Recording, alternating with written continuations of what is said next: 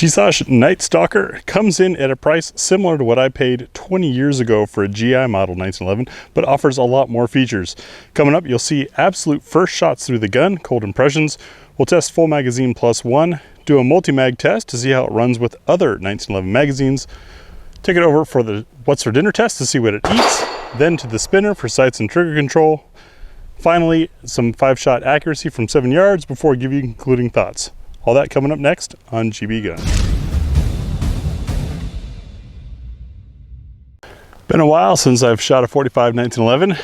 Looking forward to this experience, especially with the improvements that are on this Night Stalker. Got our target camera set up. We are about 20, maybe 25-ish yards away from a reduced sized C-zone target. So I got something to aim at.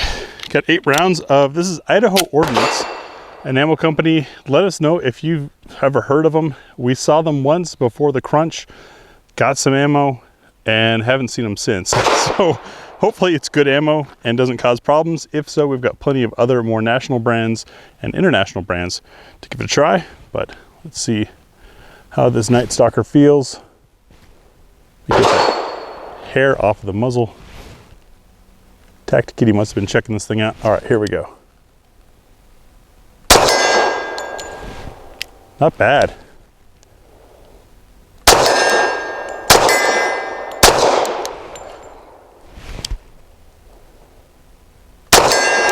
You know, I had forgotten about that push that you get from 45. My first handgun was a 45 1911.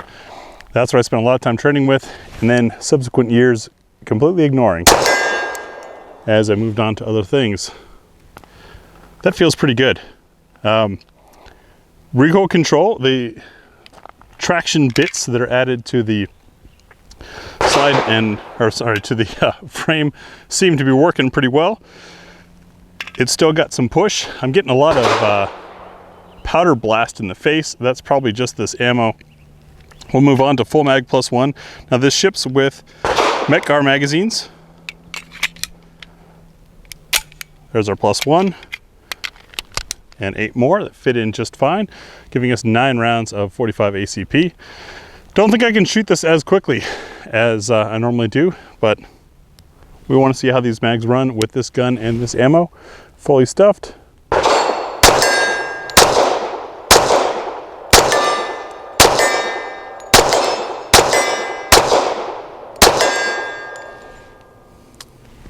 Ran fine, no issues. It's amazing how much slower that 45 slug is. Some of them we're still waiting to hear hit the target. No, I'm kidding, I missed, but that happens. Now we'll do multi-mag and see if how this runs. 1911 fans know that magazines are really the heart and soul as far as reliability. Some mags work with some guns, don't with others. That's why we do the multi-mag. We grabbed a handful of 1911 magazines. If they run with the same ball ammo that we just saw the Metgar work with, we'll use them in what's for dinner. If not, they can kick to the side.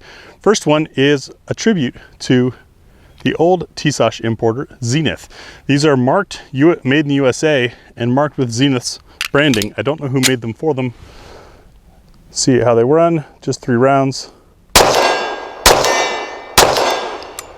No issues. Next magazine is a Wilson Combat. Keep in mind, this is not the Wilson Peacetime. This is the Wilson Combat. 8-round magazine with a rubber bumper on there. Did not want to insert for some reason. Try that again. Yeah, a bit of a hang up on the way in.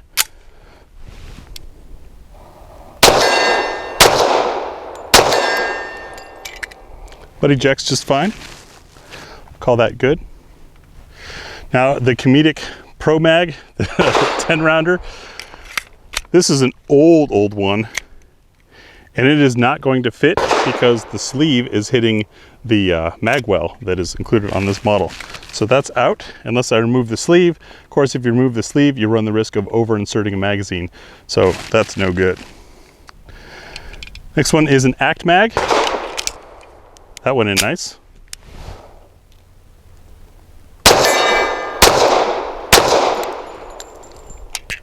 Drops out nice, it's fine. Not pleased with my accuracy at the moment, but That's my problem. Another made in the USA. This one, I forget the name of the brand. Hopefully you guys see the marking on there and can comment as to what that is. But I have a bunch of these, and they're reasonably affordable.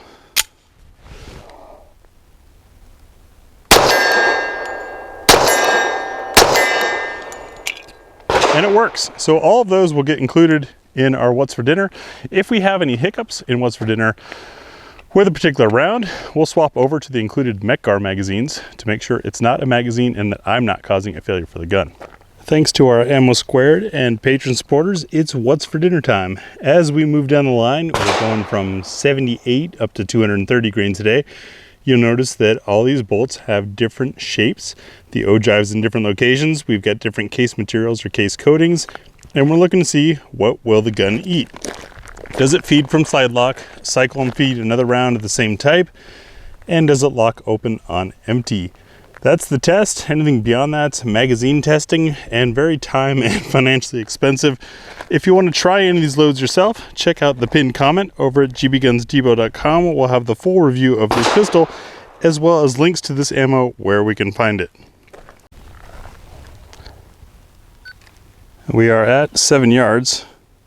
I'll zoom out just so you guys can see since I've had some doubters. Target camera is rolling. Time to see what the Night Stalker eats, starting with our lightest load, 78 grain Liberty Ammunition Civil Defense. It's a plus P load, advertising 1900 feet per second, which is screaming. Circle 1. That was snappy, and I believe flashy. I'm seeing the sun glint off of the nickel-plated case. No issue cycling. Snappy, but not in a painful way. Like, it wasn't wrist breaking. It was just like, wake up, you're shooting now, kind of snappy. That brings us on to our slightly heavier 118 grain Inceptor ARX. Not sure if the stuff's still around. It's the plastic screwdriver tip looking stuff. After a Norma bought them out, then Beretta bought Norma. It's hard to find some of this. Heavier recoil, and we had a failure to feed.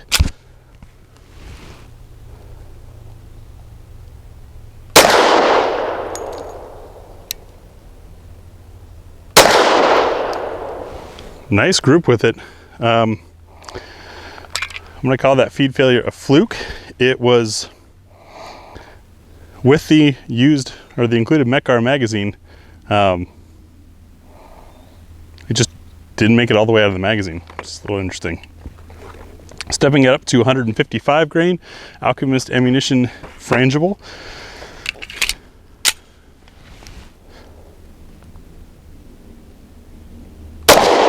That's much softer shooting.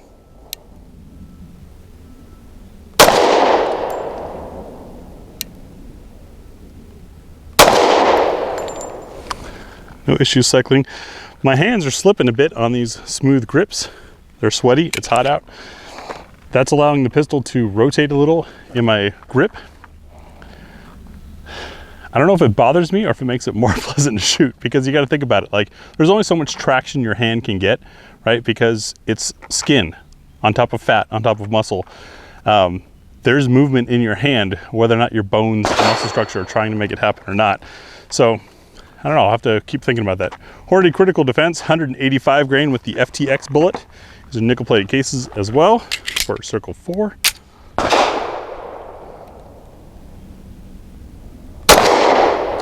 Yeah, I'm definitely getting rotation in the hand. I don't know if you guys are seeing that on camera or not. And did not go all the way into battery and does not want to go all the way in the battery.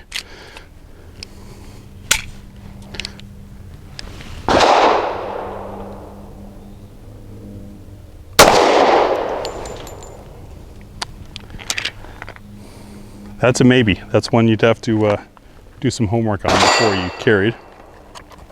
Black Hills, this is their semi-wad cutter. 200 grain. Hopefully the camera can pick it up. Looks like a little top hat. Very funky shape. And this is in the Zenith magazine, but those are the magazines that Tisas just used to come with. Is that good or bad? We'll find out.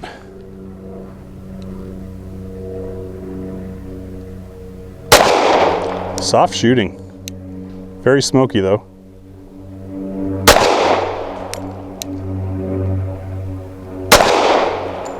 Yeah, that shot very nicely. In fact, our grouping overall so far has been pretty good.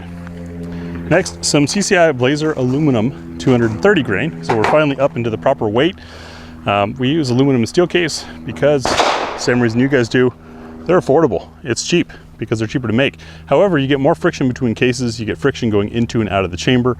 You also have a different expansion and contraction rate than you would with brass case. So some guns don't like it. Circle 5.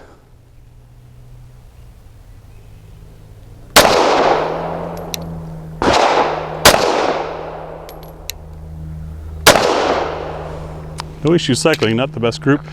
I'm wondering if those feed issues weren't because the gun is slipping in hand, creating effectively a limp wrist scenario.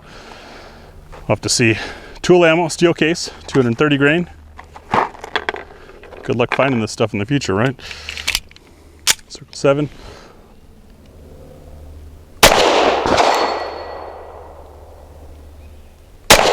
Softer shooting. Interesting. In a test of 9mm loads that we've been doing over on GBGunsDepot.com, I believe it was the Tula. Some of the Russian steel stuff was actually, out of 13 loads tested so far, the most powerful, believe it or not.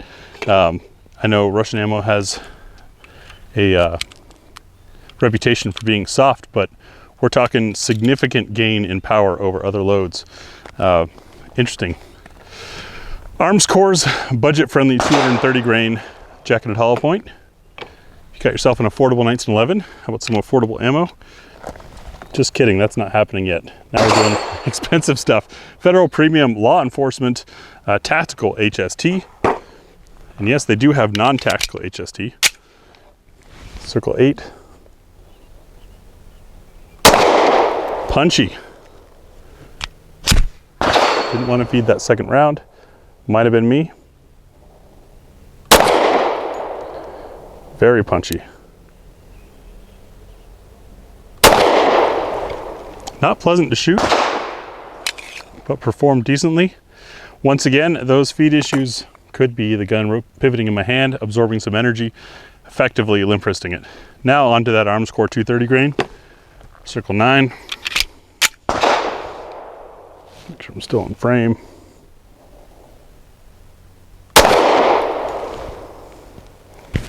Again, a feed issue.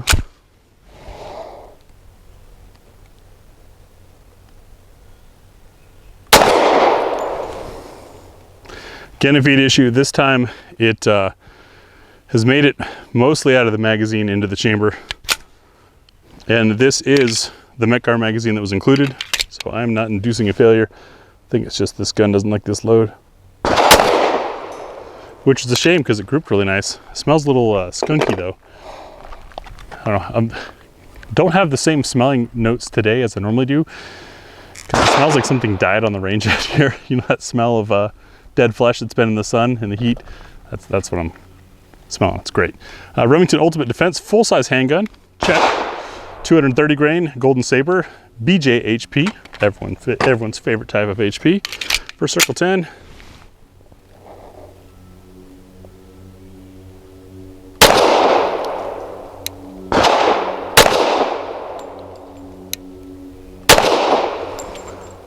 That felt nice. That was good controllable recoil impulse. Speaking of control, now it's time for the spinner for sights and trigger control. That is our 6-inch Titan Great Outdoors spinner target. We're back about 13 yards. I'm standing next to the camera, obviously because somebody's got to operate it. Use this for sights and trigger control because as I hit it, it starts moving. The harder it's hit, better it's hit. The faster it moves, the more important and difficult timing a well-placed shot becomes. So it's a great test of the learnability of sights and trigger control. Got 8 rounds of that Idaho Ordnance 230 grain. Let's see how we do.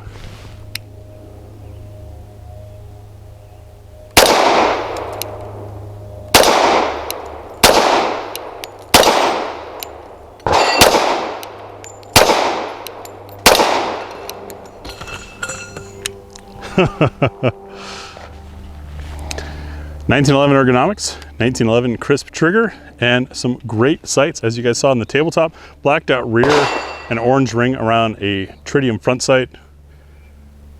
It's just a great sight setup. That was fairly easy to do. The trigger's slightly heavier than you might expect from a 1911, but it's also responsible, reasonable for carry. So no faults there.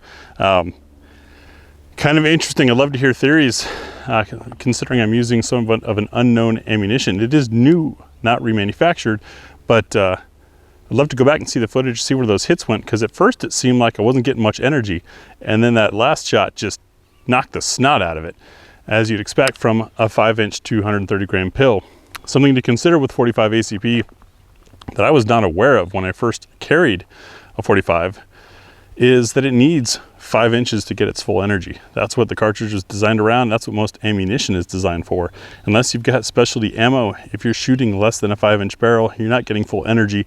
In a defensive scenario, that could mean your hollow point doesn't open. So 5-inch guns like this are not a thing in the past until ammo changes. All right, let's group this thing. For practical accuracy, I'm mixing it up with a 12th load of 230 grain, or 45 ACP rather, 230 grain Norma. Beautiful stuff. Shooting at that left circle square. That square, by the way, is 1 inch. That's why I use this target for shooting groups. See how we do.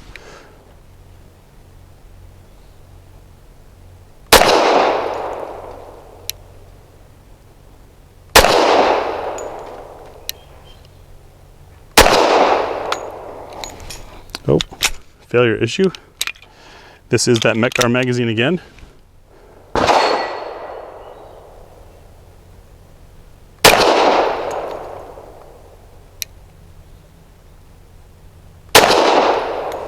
I think I threw that last one, but otherwise I'm pretty happy with it.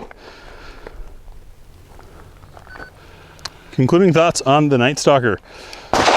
Man, it's a heck of a lot better than the $600 GI model that I bought 20 years ago. And for the same price, you're getting night sights, you're getting a rail, you've got the cool cuts, tri-top, nice texturing on the front and back strap, the enlarged grip safety, the mag well. This is a loaded 1911 by many standards. Is it a superior custom shotgun? No, it doesn't feel like it. It's not trying to be that, but what it is a heck of a value. Shot pretty well, had some feeding issues with some loads in some magazines. That's kind of just the 1911 story. I mean, that's how 1911s go. And it's something you learn what works and what doesn't for your gun, and then you're good. Or you spend a bunch of money tinkering trying to get it to run that one load of ammo. But there's plenty of options out there. No need to be too concerned about that. I also, as I said in the tabletop, did not add additional oil to this, which is something I recommend, especially with this matte Cerakote texturing that's on here. I think that's adding some friction to the action. In fact, it's already racking smoother than it did out of the box, which is what we expected. Add oil, as I suggested in the tabletop, and I bet some break-in is gonna happen. I find that totally acceptable. I know there are guys out there who don't think a modern handgun should have a break-in period. Break-in means that parts are fit tightly. Running without break-in means that parts are already fitting loosely. I think I'd rather have the tight. Might need to check the grip screws. The left side grip, the one where I was feeling movement, it has come a little bit loose. I love the shape of these, though they look kind of strangely different. It fits on the right side perfectly with where my knuckles need to be, and on the left side perfectly with where my fingers land. They are perfectly shaped for my grip. There's just not quite as much texture as I would like. However, with this being a carryable gun, these slick side grips would be much more comfortable and much less prone to shredding your dad belly or your shirts. So it's a compromise. Overall, I think Tisas has once again hit it out of the park with a spectacular gun at the price. You have to pay a whole lot more money to get a marginally better gun, in my opinion. So check it out. If you want to know where to find one, once again, that pinned comment for gbgunsdepot.com, we'll link to them where we can find them and post the prices as we found them. Thanks for watching.